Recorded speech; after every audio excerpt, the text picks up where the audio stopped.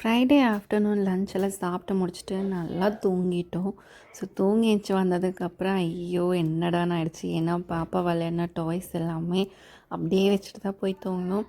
So எல்லாத்தையுமே clean பண்ணணுமா என்னடா இருந்துச்சு. ஏன்னா டெய்லி இந்த வேலையே பண்ணிட்டுருக்கிறதால ஒரு மாதிரி கடுப்பாக இருக்குது. ஸ்க்ரீன் டைமை கம்மி பண்ணலான்னு சொல்லிட்டு விளையாட சொன்னால் இருக்கிற டாய்ஸ் எல்லாத்தையுமே எடுத்து போட்டுடுறேன். ஸோ டாய்ஸ் எல்லாத்தையுமே வந்து நான் செப்பரேட்டாக ஒவ்வொரு பாக்ஸில் தான் போட்டு வச்சுருக்கேன்.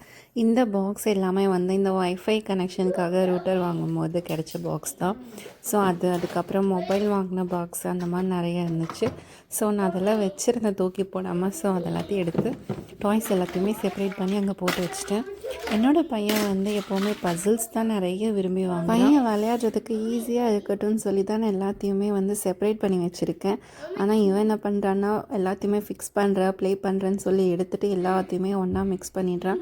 எனக்கு இதை மறுபடியும் செப்பரேட் பண்ணி எடுத்து வைக்கிறதே வேலையாக இருக்கும். ஒரு வழியாக டாய்ஸ் எல்லாத்தையும் எடுத்து வச்சுட்டு அதுக்கப்புறமா வாஷ் பண்ண ட்ரெஸ் எல்லாத்தையுமே எடுத்து வச்சுருந்தேன். ஸோ எல்லாத்தையுமே மடிச்சுட்டு கையோடவே கபோர்டில் கொண்டு போய் வச்சுட்டு, இல்லைன்னா 2-3 நாள் ஆனாலும் அங்கேயே தான் இருக்கும்.